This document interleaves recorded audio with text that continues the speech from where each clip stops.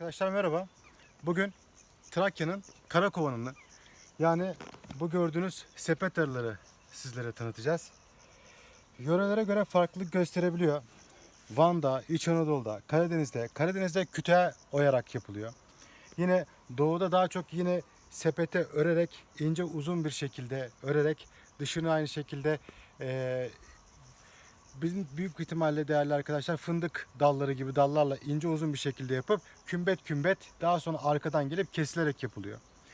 Bu ise Makedonya, Yugoslavya, Doğu ve Batı Trakya'da kullanılan arkadaşlar Karakovan tekniği. Bu sepet arısı denilen bir arı. Trakya'mızda çok meşhur. Bir dönem sadece bu kullanılıyordu. Normal konvansiyel kovan olmadan önce Trakya'da tamamen sepet arıcılığı mevcuttu. Ben çok iyi hatırlıyorum. Dedelerim, anneannelerim, hatta 2-3 kuşak dedelerim daha soyadı kanunu yok iken balcı lakabıyla anılırmış. Onların böyle binlerce değerli arkadaşlar sepet arıları varmış. Bu sepet arılar arkadaşlar ben de aynı zamanda öğrenmesini nasıl yapıldığını öğrendim. Genelde bizim bu bölgemizde Roman vatandaşları bu sepet örme işlemini çok güzel yapıyorlar. Biz örülmüş sepetleri alıyoruz. Mayıs ayında büyükbaş hayvanın dışkısını alıyoruz. İhtiyarlar buna Mayıs sıvası derler. Yani ot yemiş büyükbaş sıvasıyla bir güzel dışını sıvıyoruz. Yani şu an gördüğünüz bu dış büyükbaş dışkısı. Mayıs ayında dışkılamış büyükbaşın dışkısı. Çok da güzel kokuyor. Hiç rahatsız edici bir kokusu yok değerli arkadaşlar. Bunu sıvadıktan sonra arkadaşlar işleme hazır hale geliyor.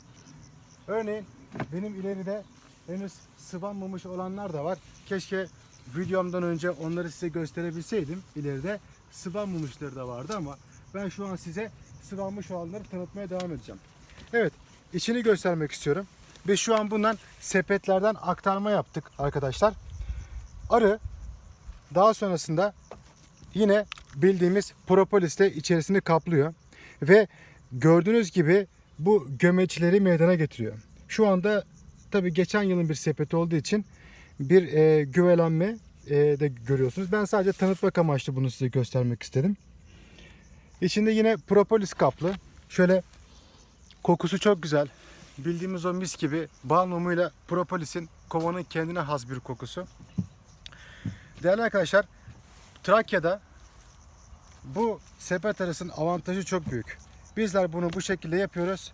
Yaptıktan sonra da ısınan hava yukarıda birikiyor. Arı da yukarıda kışlıyor. Yukarıda kışladığı için kışı çok kolay atlatabiliyor.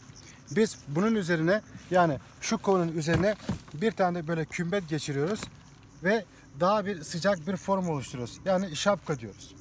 Arkadaşlar şu şekilde içini de bu şekilde göstermek istiyorum size. Bakın tabi bu biraz zarar görmüş bir mum güvesinden ama maalesef çok temizini bulamadım. Bizden de istediler nasıl gösterebilir misin diye. Bakın şu şekilde bu şekilde bir dalak atımı söz konusu. Maalesef güvelenmiş. Bu şekilde aşağıya doğru sarkıtarak bu peteklerini şu şekilde örüyorlar. Tabi biz şu an bu bölgede neredeyse bitirdik. Ben maalesef birkaç tane kovanım var. Onlarla devam ediyorum. Evet, aynı zamanda kendisi örmüş oluyor değerli arkadaşlar peteğini. Yani bildiğimiz karakovan sistemini sepet aracılığında uyguluyoruz. Biz burada bunların örmesini yine sazdan örebiliyorlar. Fındık klasik dalından örebiliyorlar. Çok faydalı. Aslında ben kendim bu kültürü burada devam ettirmek istiyorum. Bırakmak istemiyorum. Yine başka bizim çalışma yaptığımız bir aralığımızda, bal verimi uyguladığımız bir aramızda buna devam ediyoruz.